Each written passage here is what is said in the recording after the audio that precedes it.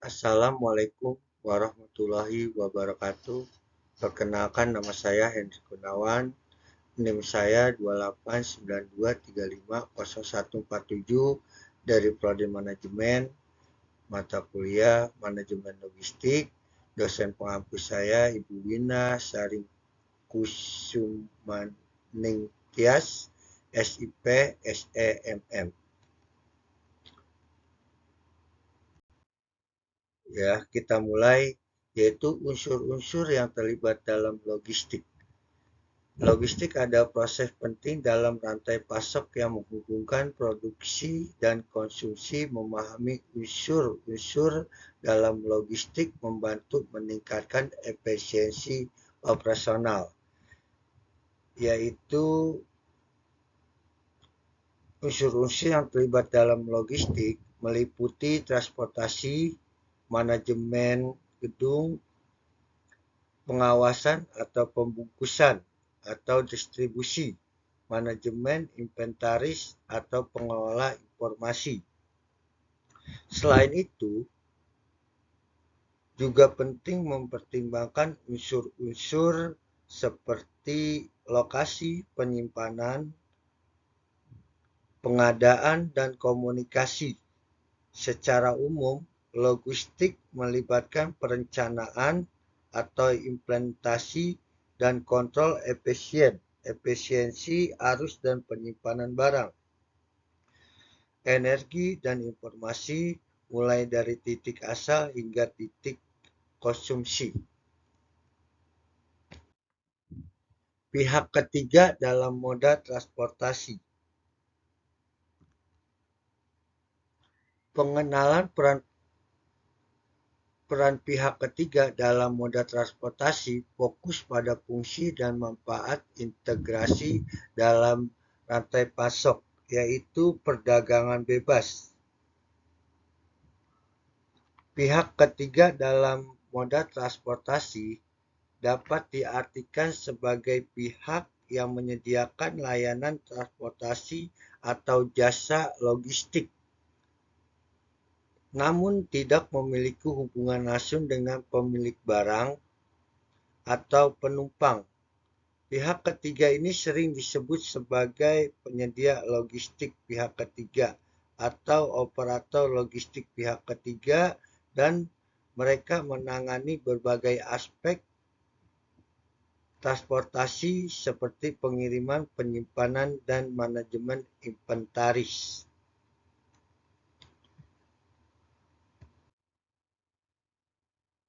Apa itu pihak ketiga dalam transportasi? Poin pertama, definisi, yaitu pihak ketiga adalah perusahaan yang mengelola jasa transportasi untuk klien. Poin kedua, tujuannya, yaitu menyediakan layanan efisiensi tanpa perlu aset transportasi sendiri. Poin ketiga, manfaatnya, yaitu meminimalkan risiko dan biaya operasional bagi perusahaan pengirim. Kita lanjut, jenis-jenis pihak ketiga dalam moda transportasi. Yang kita bahas tadi yaitu poin 3 itu third party logistik, yaitu pengelola, pengiriman, pergudangan, dan distribusi. Poin kedua 4PL yaitu fourth party logistik, yaitu koordinasi seluruh rantai pasok termasuk sebagai pengelola pengiriman, pergudangan, dan distribusi. Adapun 3PL adalah singkatan dari triparty, yaitu logistik atau logistik pihak ketiga. Ini adalah penyediaan layanan logistik yang membantu perusahaan untuk mengelola rantai pemasukannya, mulai dari penyimpanan barang ke gudang atau pengemasan hingga pengiriman ke pelanggan. Dengan kata lain, 3PL adalah jasa logistik yang membantu perusahaan untuk memfokuskan bisnis anti mereka seperti produksi atau pemesanan tanpa harus mengelola logistik secara penuh.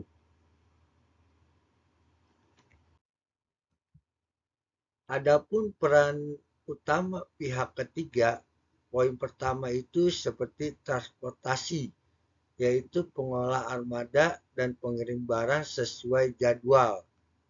Poin kedua yaitu penyimpanan, pengelolaan gudang untuk efisiensi penyimpanan dan pengambilan.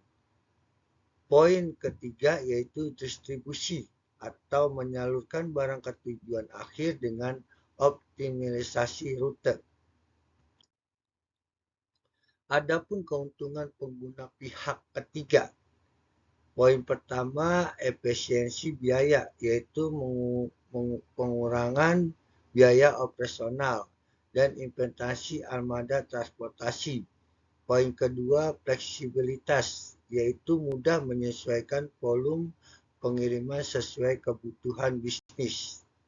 Poin ketiga, keahlian, yaitu akses dan teknologi dan pengalaman profesional dalam logistik. Adapun tantangan dalam integrasi pihak ketiga, poin pertama yaitu kontrol kualitas, yaitu pelayanan kesulitan menjaga standar pelayanan dan keamanan barang. Poin kedua yaitu komunikasi. Kesalahan informasi dapat menyebabkan keterlambatan pengiriman. Poin ketiga, ketergantungan resiko jika pihak ketiga mengalami kendala operasional.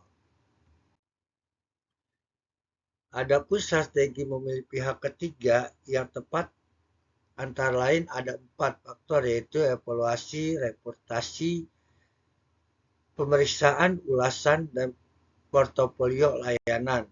Poin kedua yaitu kompatibilitas teknologi, yaitu pilihan pihak ketiga dengan solusi digital terkini. Poin ketiga yaitu pengelolaan risiko atau tujuan kebijakan asuransi dan keputusan regulasi kepatuhan regulasi. Poin keempat yaitu biaya dan kontrak atau negosiasi kesepakatan transparan dan fleksibel.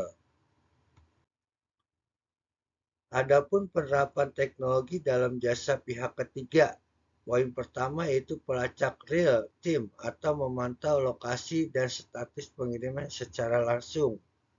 Poin kedua, otomasi proses, yaitu mempercepat pengelolaan inventaris dan dokumentasi. Poin ketiga, analisis data, yaitu mengidentifikasi efisiensi dan perbaikan dalam rantai pasok. Adapun penerapan teknologi dalam jasa pihak ketiga sangat luas dan bervariasi, mencakup meningkatkan efisiensi, keamanan, dan komunikasi. Teknologi ini digunakan untuk mengoptimalkan proses peningkatan visibilitas dan menyediakan layanan yang lebih baik bagi perusahaan yang menggunakan layanan pihak ketiga maupun bagi pelanggan akhir. Adapun masa depan pihak ketiga dalam transportasi terbagi 3. Integrasi I, yaitu optimasi rute dan prediksi permintaan secara cerdas. Poin kedua yaitu transportasi berkelanjutan, adopsi kendaraan dan pengelolaan emisi karbon. Poin ketiga kolaborasi digital, yaitu jaringan plafon terintegrasi untuk efisiensi global. Dari kesimpulan dan langkah selanjutnya, poin pertama yaitu manfaat utama. Pihak ketiga mendukung efisiensi dan fleksibilitas transportasi. Poin kedua, pilihan tepat, yaitu evaluasi matang dan teknologi kunci sukses integrasi. Poin ketiga, masa depan cerah atau inovasi teknologi akan mendrive transportasi logistik. Adapun manajemen transportasi, yaitu poin pertama pengiriman barang, yaitu pengelola armada dan jadwal pengiriman tepat waktu. Poin kedua, transportasi moda transportasi, Pemilihan moda transportasi yaitu menentukan jenis transportasi darat, laut, udara, dan kereta. Poin ketiga, optimalisasi rute, yaitu rencana rute yang efisien untuk mengurangi biaya dan waktu. Adapun manajemen transportasi adalah ilmu yang berkaitan dengan perencanaan atau pelaksanaan dan pengawasan pergerakan barang atau orang dalam berbagai jenis transportasi darat, laut, dan udara. Ini meliputi aspek operasional, perencanaan, pemeliharaan, dan perencanaan sistem transportasi. Tujuan utamanya adalah memastikan pergerakan yang efisien, aman, ekonomis, dan ramah lingkungan. Adapun manajemen pergudangan, yaitu penyimpanan efisiensi, yaitu mengoptimalkan ruang dan pengaturan barang di gudang. Pengendalian persediaan, yaitu memastikan stok sesuai permintaan dan menghindari kelebihan. Poin terakhir, keamanan dan pemeliharaan, yaitu mengamankan barang dan menjaga kondisi fisik produk. Pengelolaan informasi, sistem informasi logistik, yaitu software untuk melacak persediaan dan pengiriman. Kemampuan analisis data, analisis untuk pengambilan keputusan yang tepat dan efisien. Adapun manajemen persediaan, yaitu pencatatan akurat, memantau stok penggunaan berkode dan repatch.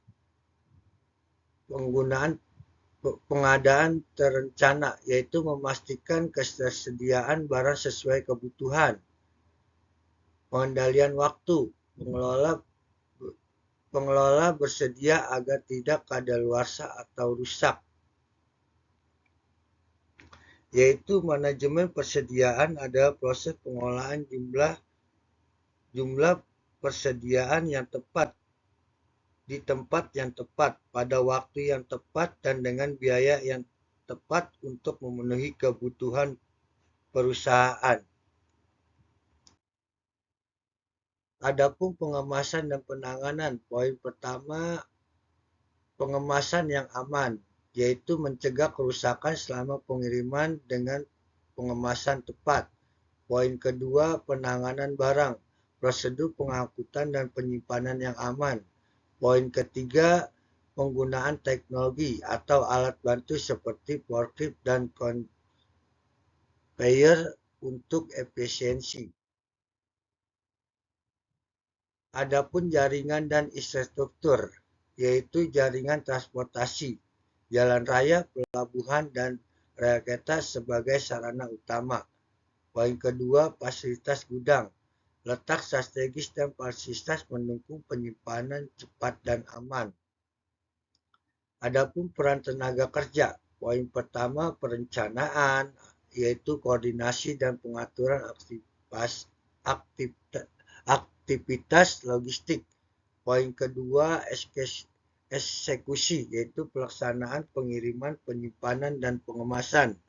Poin ketiga kontrol dan evaluasi, yaitu memastikan proses berjalan sesuai standar dan efisien. Adapun tenaga kerja memiliki peran penting dalam pembangunan ekonomi dan sosial. Mereka adalah produsen utama barang dan jasa, mendorong pertumbuhan ekonomi melalui inovasi dan produktivitas. Selain itu, tenaga kerja juga berperan sebagai penggerak konsumsi atau meningkatkan kesejahteraan masyarakat dan membangun infrastruktur. Kualitas tenaga kerja yang baik sangat penting untuk meningkatkan daya saing, produktivitas perekonomian, mendukung pertumbuhan ekonomi nasional, dan menciptakan inovasi baru. Adapun keuangan dan administrasi, poin pertama yaitu anggaran, yaitu alokasi untuk transportasi tenaga kerja dan infrastruktur. Poin kedua, pengelolaan dokumen, yaitu dokumentasi lengkap untuk pengawasan dan audit. Poin ketiga yaitu pengendalian biaya, mengawasi dan mengoptimalkan pengeluaran logistik. Adapun teknologi dan inovasi logistik, poin pertama otomasi, yaitu robot dan sistem otomatis dalam mengurangi kesalahan manusia. Poin kedua, pelacak real time atau GPS dan logs memantau pengiriman dan inventaris secara akurat. Poin ketiga yaitu daya analistik, yaitu pengambilan keputusan berbasis data untuk efisiensi dan prediksi. Dari kesimpulan utama dari manajemen operasional adalah pentingnya sistem pengelolaan yang efisien dan efektif untuk memastikan proses produksi, yaitu distribusi dan layanan berjalan lancar dan optimal. Manajemen operasional mencakup perencanaan, pengorganisasian, dan pengendalian sumber daya tenaga kerja, bahan baku, peralatan, dan teknologi untuk menghasilkan barang dan jasa yang berkualitas. Ya, itu saja yang bisa saya sampaikan. Mohon lebihnya. Terima kasih. Wabillahi taufiq wa hidayah. Wassalamualaikum warahmatullahi wabarakatuh.